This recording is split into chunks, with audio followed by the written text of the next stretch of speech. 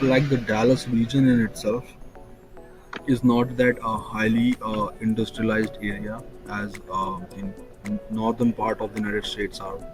So in the career field, not it is not that exciting. I would be realistic on this one. Um, Companies come, but they have options only for people who have green card or people who are not international. But sometimes some local companies also come in the career fair, and if you are very lucky, you will get a job. There are a lot of organizations like South Southeast Asian engineers, black engineers, women engineers. These are some kind of societies which organize a very huge career fair where you have to spend your own expenses.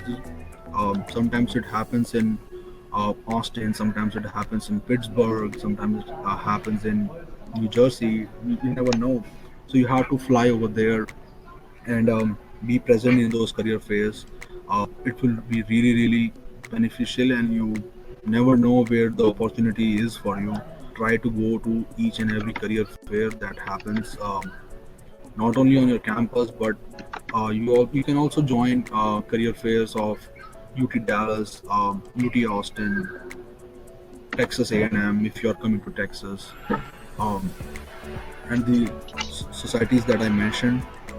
So the career fairs would be good opportunity, but mostly people they apply online, and if you want to work as an intern in the summer, try to start applying from December, maybe November, because it takes time for the companies to hire people for an intern position as well. You have to apply to jobs. Um, it would be tiring to apply to like 20 jobs or maybe 50 jobs in a day, but you have to manage that if you really want an internship.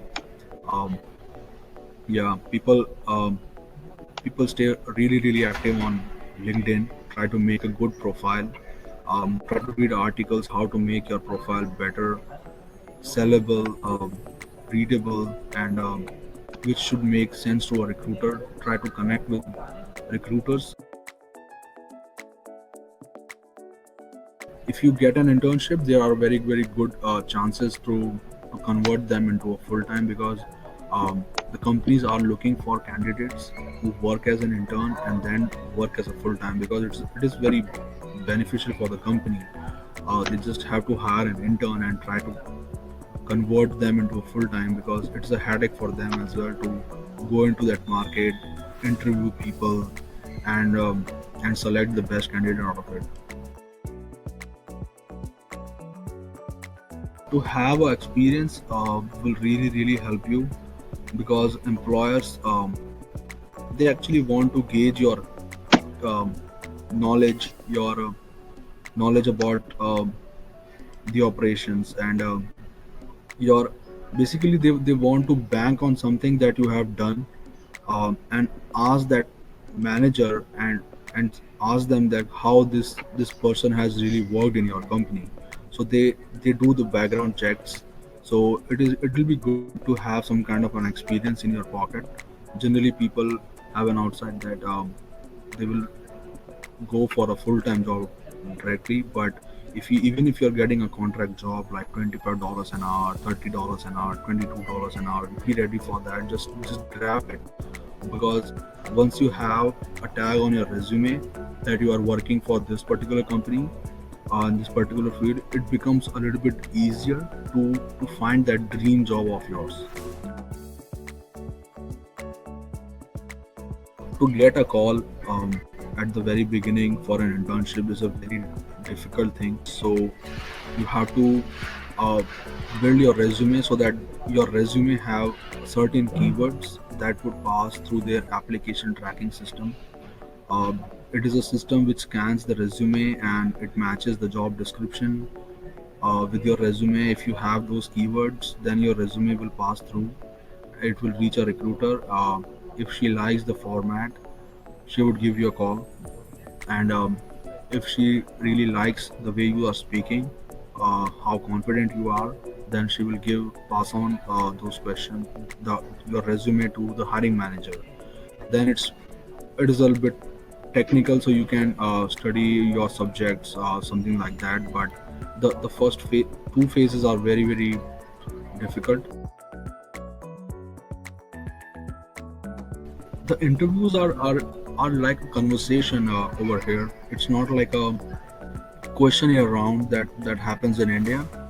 uh, it is what they would say is they will indirectly tell you a problem of their own, that they are facing right now, and try to figure out what kind of a solution you can give up at that particular time. It won't be very specific, but they would just try to gauge your thinking process. And you have to be really good at communication, um, because the first call would be with the recruiter. They would try to gauge how do you speak, um, what kind of a mindset do you have, whether you have done a research on their companies, um, what kind of a research that you have gone through on their company website. The on-campus wage rate is $8.25 per hour to maybe 11 or $12 per hour. That is the maximum you can get. But if you are working as a TA, you will earn like $1,800 in a month, which is a very good amount. You can save that and you can pay your fees. And if you are working as a RA, then your whole tuition fees would be zero, and on top of that you would be earning money. For the full-time job, it varies from companies to companies. Like, if you get selected for Amazon, they will pay you really good. Like, you can earn $120,000, $100,000 salary. If you're working for a small manufacturing firm, you can get max about $60,000. One thing that I did, which was a little bit different, I read it online here. Um, this is called as pain letter, in which you write, you study the job description, you try to research about the company, you try to research about this role, and you try to gauge a problem that they are looking to solve, and you try to mention that in that letter, and how you can solve that problem, what kind of skills that you have to solve that problem. Try to put it in a letter format. Take a printout of it. Take a printout of your resume. If you have some certificates, take the printout of that as well. Put it into a envelope and try to send it via post to the hiring manager. And people really like that, because it is old fashioned. Not many people do that because everything is digitalized as well. So also apply online. And also, I also send these kind of letters as well. If somebody is reading, they will immediately give you a call. And my first job, I landed my first job because of that